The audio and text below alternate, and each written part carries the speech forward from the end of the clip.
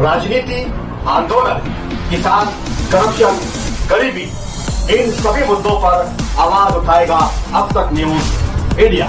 सत्ता के आगे जब भी सवाल कमजोर पड़ने लग जाए तो सवाल उठाने पड़ते हैं। बोल के लफ्ज आजाद है तेरे, बोल के सच जिंदा है अब तक। बिस्मिल्लाहिर्रहमानिर्रहीम। तारीफ उस खुदा की जिसने जहां बनाई, शुरू अल्लाह के नाम से जो बड़ा मेहरबान रहम वाले है। आज अल्हम्दुलिल्लाह हमारा नासिक जाना हुआ। नासिक में मीटिंग थी गिरीश महाजन साहब के साथ, पालक मंत्री, हमारे जिला अध्यक्ष जनाब श्री कछुए साहब और हमारे योगेश निकम साहब और हर्षल सल साहब, इनके नेतृत्व में हम नासिक गए। नासिक में अल्हम्दुलिल्लाह हमने जो प्रोजेक्ट तैयार करके लेके गया था उसको टेबल मीटिंग पे गिरीश महाजन साहब के पास रखा और माइनॉरिटी डिपार्टमेंट से फंड की मांग की। तो 3 मुतालबात हमने रखे थे। एक मुतालबात अंसारी शादी हाल का, 2 करोड़ के अंसारी शादी हाल का। जैसा कि हम पार्टी में जब प्रवेश किए थे तो हमने डिमांड की थी। उसके बाद मुझे उसके 8 दिन के फौरन बाद ओहदा मिला सेक्रेटरी का। हम शुक्रगुजार है महाजन साहब के और बीजेपी के भी कि उन्होंने इस काबिल समझा और कम वक्त में बड़ा जलील कद्र ओहदा दिया। उसके बाद आज हमारी मीटिंग हुई 15 दिन के अंदर। उन्होंने हमारे तीनों मुतालबात मंजूर किए। पहला तो अंसारी शादी हाल का और दूसरा जो रहा वो हज हाउस। आज मालेगांव में हज हाउस की सख्त ज़रूरत है। हमारी मुस्लिम पॉपुलेशन है, माइनॉरिटी के फंड से हज हाउस की हमने डिमांड की और मल्टीपर्पज़ गार्डन, बोनिकल गार्डन बोलते हैं उसको, वो गार्डन की डिमांड की। तीनों डिमांड को श्री गिरीश महाजन साहब ने, हमारे पालक मंत्री गिरीश महाजन साहब ने एक्सेप्ट किया। एक्सेप्ट करने बाद उन्होंने हमारे सब चीज़ें देखी और देखने के बाद उन्होंने कहा कि इलेक्शन हो जाने दो। 15 तारीख को हमारा इलेक्शन डिक्लेयर हो चुका है। इलेक्शन के फौरन बाद उसके ऊपर हम लाए अमल करेंगे इंशाल्लाह।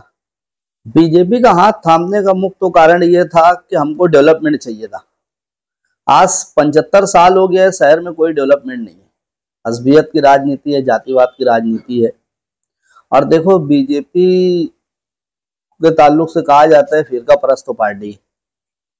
अगर बीजेपी फिरका परस्त पार्टी होती तो लाडली योजना की जो स्कीमें है वो सिर्फ वो हिंदू बहनों को मिलती।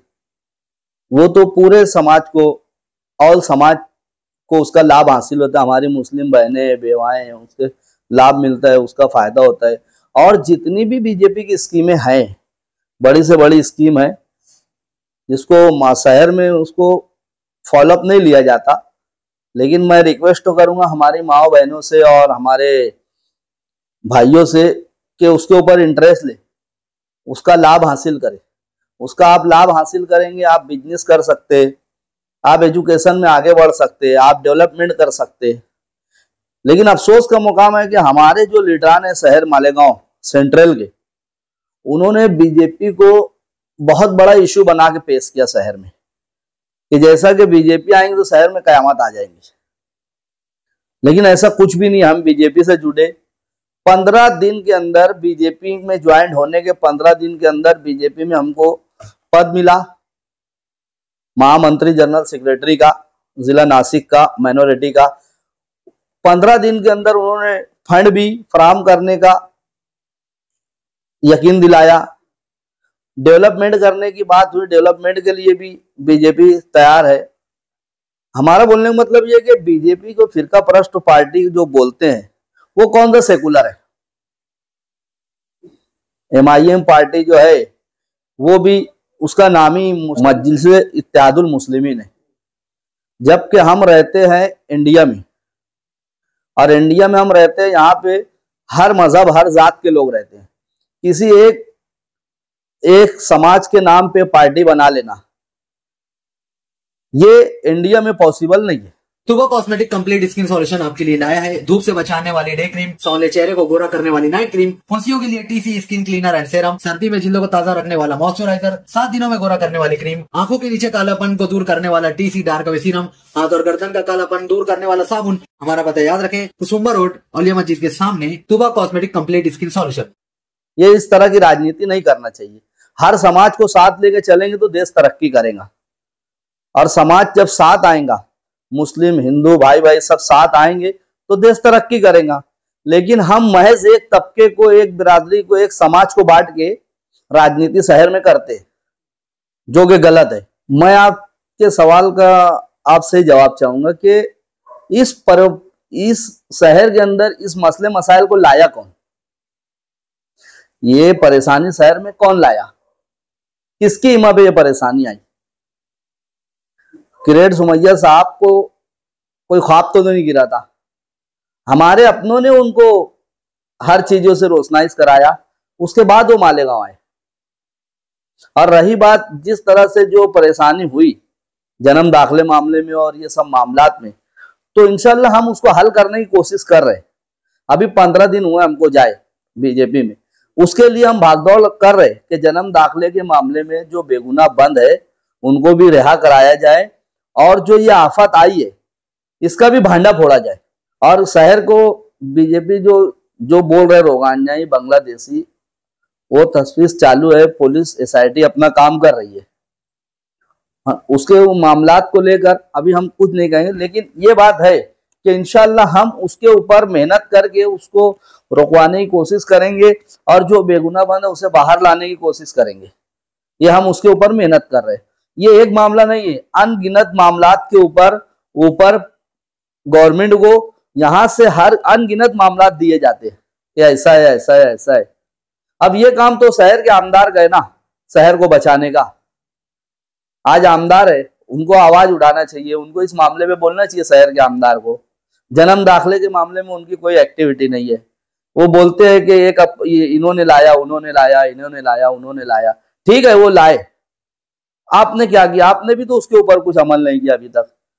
आपका काम था आमदार साहब का कि ये हाउस में आवाज उठाते, उसके ऊपर भागदौड़ करते, उसके ऊपर काम करते, और उसको नहीं रोकवा सकते तो कम से कम उसको जो बेगुनाह बंद है उसे रिहा कराने की कोशिश करते। उन्होंने कुछ काम नहीं किया। माइनॉरिटी डिफेंस के नाम पे जो माइनॉरिटी डिफेंस बनी वो भागदौड़ कर रहे, और उनके जो भी अपने बात है वो कर रहे। अभी आगे देखते हैं उस पर वो क्या करते हैं। इलेक्शन डिक्लेयर हो गया है, 15 जनवरी को इलेक्शन है, 16 को रिजल्ट है। अब इस दौरान आचार संहिता लागू हुई है, इस दौरान तो हम अभी कुछ कह नहीं सकते, लेकिन अल्लाह इजाज़त से उम्मीद है, कोशिश करेंगे कि जल्द से जल्द उस मामले को क्लोज, शहर से क्लोज कराया जाए और एसआईटी बंद कराई जाए। देखो ऐसा है कि जो इसके ऊपर राजनीति कर रहे, कोई लाया, कोई रोकाया, कोई बचाया, कोई हटाया, जो भी इस तरह की राजनीति कर रहे, लेकिन उनको एक बात समझ लेना चाहिए कि अगर उनकी वजह से बेगुनाह जेल में जाते और उनके घर के ऊपर प्रॉब्लम आती, आफत आती, परेशानी आती, तो उसके जिम्मेदार वो होते हैं। तो किसी मजलूम की हाय से भी बचना चाहिए। उन्होंने ये काम किया और जिन्होंने भी किया उनको उसका भुगतान भुगतना है। देर है दुरुस्त तो है, इस हाथ दे उस हाथ ले, यहाँ सौदा दस्त तो बदस्ती है।